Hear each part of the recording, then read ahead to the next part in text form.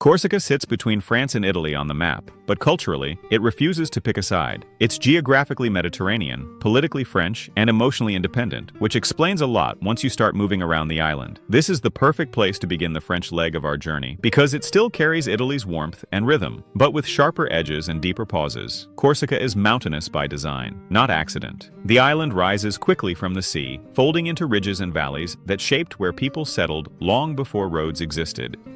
Villages weren't built for convenience. They were built where there was water, shelter, defensible ground, and long sightlines. That's the first rule of Corsica. The land decides first. And if you're willing to follow it, slowly, the island pays you back generously. Joe calls it putting the effort in. I call it the moment you round a corner.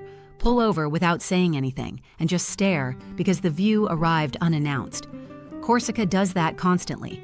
5 minutes of narrow road, and suddenly you're looking at something that feels wildly personal. Like it wasn't meant for an audience. It never feels accidental. It feels earned. Ajaccio stretches along a wide bay on the west coast, with palm-lined promenades and warm, forgiving light. It's Corsica's capital, and the birthplace of Napoleon Bonaparte in 1769, just months after the island officially became French. That timing matters. Napoleon grew up Corsican before he became French, in a society shaped by contested authority, strong family networks, and limited resources. Those early conditions help explain his decisiveness, his impatience with resistance, and his comfort exerting control early in life. Ajaccio today works because it's balanced. You can move through it easily. Markets, museums, beaches, and cafes all within walking distance. You can walk without needing a plan. History is present, but it doesn't cloud the day. Joe is being very restrained about Ajaccio. This is a place where mornings drift, afternoons stretch, and evenings refuse to end on schedule. You can wander the old town near Place Folk, past pastel shutters, smell citrus and cheese from the market, and realize nobody's rushing you, including yourself. Napoleon is everywhere, yes, streets, statues, museums, but once you're in the water or sitting with a coffee watching the light change, imperial history becomes background noise. Ajaccio doesn't demand attention, it rewards presence. Calvi, in the northwest, is where Corsica starts showing off. Calmly, a fortified citadel rises above the bay, built to control both land and sea, while a long, pale beach stretches below it in full view. The geography here is doing quiet work. Mountains press close to the coast, so even when you're at sea level, the interior never disappears from sight. It creates a sense of containment. Sea, town, peaks, all visible at once. Calvi also has one of Corsica's most stable microclimates. The water warms faster in the afternoon, the winds ease predictably, and the bay remains navigable when other parts of the island don't. Calvi Beach looks harmless. That's how it gets you. The water clarity improves as you move out, the colors deepen, and you keep going because there's no obvious moment to stop.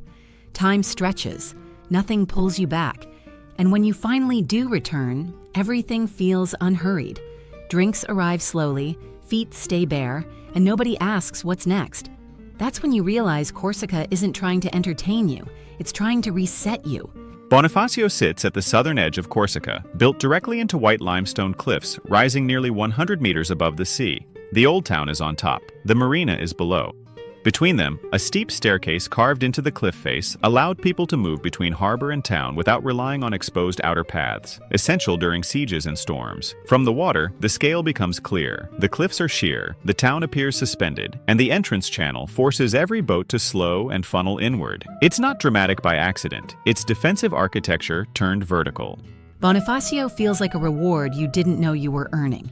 You arrive slightly overheated, mildly irritated by the drive, and then the breeze hits and everything recalibrates. The light here is sharp. The views are not exaggerated by the camera. You take the photo, look later, and think, no notes. That's accurate.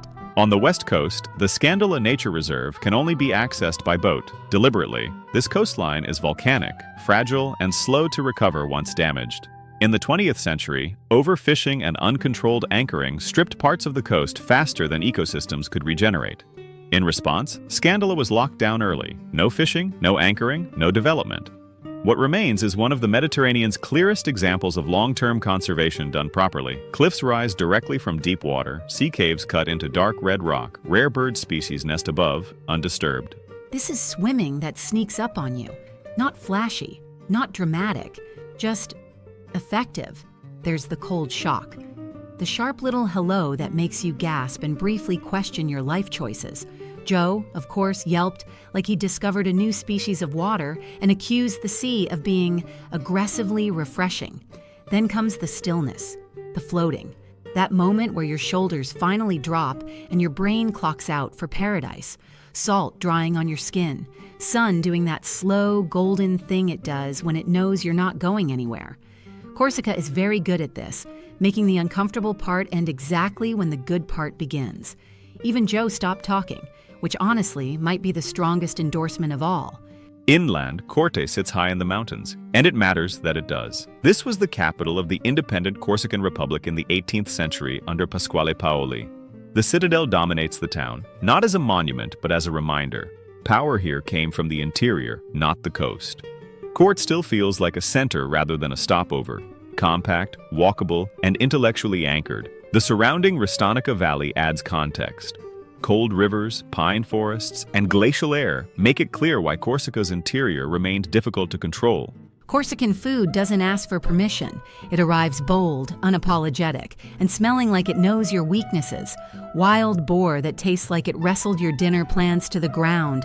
Sauces with depth. Not just flavor, but history. And cheeses? So fierce they don't melt. They declare war. This is food born from necessity. From firewood kitchens and stubborn landscapes, chestnuts show up not as decoration, but devotion. They fed entire villages when the wheat packed up and left. They don't need applause. They've already earned their legacy. And no, this isn't your twirly-topped, foam-dusted culinary theater. This is slow survival turned sacred.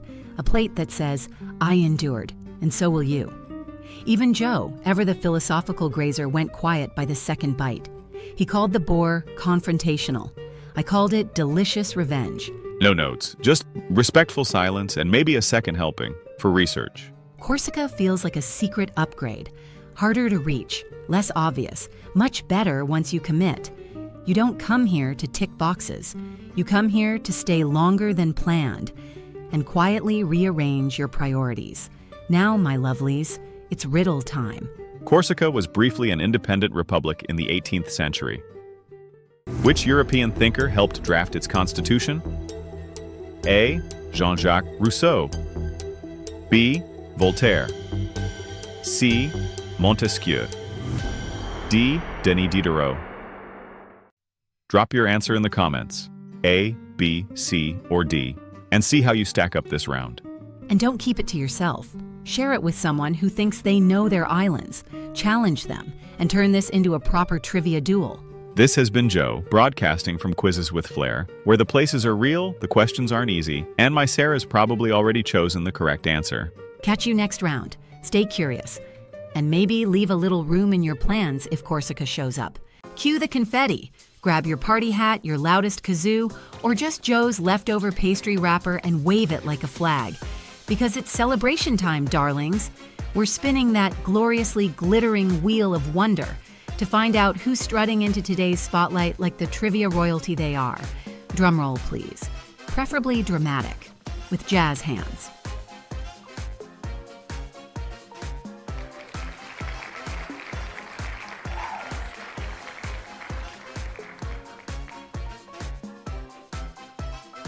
Congratulations to our lucky winner. You'll get a message in your comment faster than Joe can say, "Is that pastry free?" So keep those peepers peeled and your inbox ready. We just need your details to send over your sparkly surprise. And yes, glitter is optional, but highly recommended. Didn't see your name this time? Don't spiral. Darling, this is a series, not a saga. The next quiz is just hours away, and your spotlight moment might be one spin away. So stay sharp, stay fabulous, and most importantly, stay in the game. Your turn is coming. I can feel it in my trivia bones.